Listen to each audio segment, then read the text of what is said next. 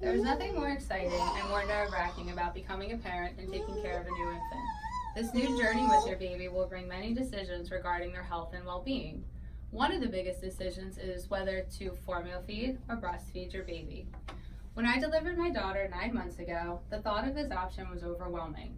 With everyone giving their opinions on what is best, I decided to take it upon myself and do my own research, and what I learned, breast milk was the best option for us. However, formula will satisfy the needs of your baby. I would like to share with you all the benefits breastfeeding has for a mother and a baby and how nutritious it is for an infant's growth, survival, and development. To get started, let's look at what breast milk is. As you can see from this bottle, it is a yellow sticky substance that contains many proteins, fats, carbohydrates, vitamins that all come from a mother's milk duct. It also contains antimicrobial factors, digestive enzymes, and hormones, which are extremely important in protecting your baby against infections and diseases. With the smallest amount of milk given to your baby, infection rate drops, and children who are breastfed are sick less. According to an article published in 2003 by the U.S. Department of Health and Human Services on the benefits of breastfeeding, protection against infection is stronger during the several months of life for an infant who is exclusively breastfed, and studies suggest that the benefits even continue after breastfeeding ceases. So with each component of breast milk, a baby meets its unique and specific nutritional needs throughout every stage of his or her breastfeeding life. So as I mentioned before, how milk comes through a mother's milk ducts, milk delivered to a baby comes in 3 stages: colostrum, transitional milk, and mature milk. Colostrum is produced through pregnancy and lasts throughout the first few days of a newborn's life. It is the highest in transmission of antibodies that provide immunity to your baby and acts as a laxative to help the baby pass meconium, or the first poop. Shortly thereafter, transitional milk will come in, which will only generally last about 2 weeks, but will be higher in calories to meet the growth of your baby's stomach.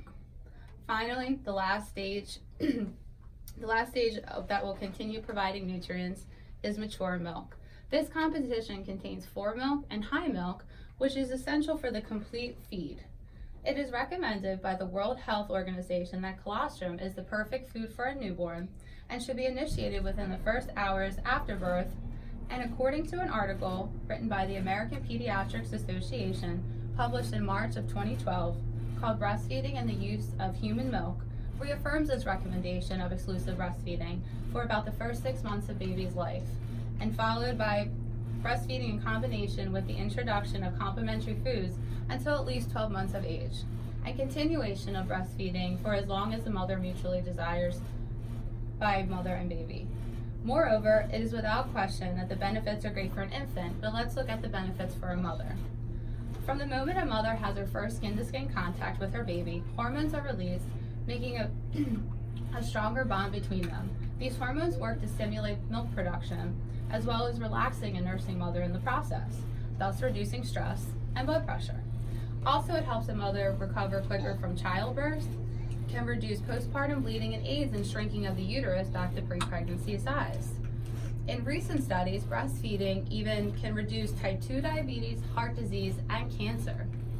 Natalie Schenker, author of The Mysteries of Milk, quoted in her 2017 article, according to several meta-analysts, ovarian cancer risk is 24 to 30% lower in women who have ever breastfed versus those who have never done so.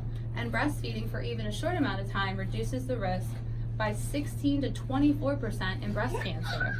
And if that wasn't enough, breastfeeding increases metabolic rate and helps a mother burn up to 500 extra calories in which she can shed her excess baby weight. As I stated previously about how I made the decision to breastfeed, I'd like to introduce my daughter, Olivia. She is a breastfed baby. She is happy and healthy and thriving. She has had no infections since birth, and I credit breastfeeding as the reason for that. In conclusion, breastfeeding has many essentials and benefits for a mother and baby. Its purpose is to give immunity to a child and meet every specific nutrient need for an infant's early stages of life. In the words of Amy Spangler, while breastfeeding may not seem like the right choice for every parent, It is the best choice for every baby.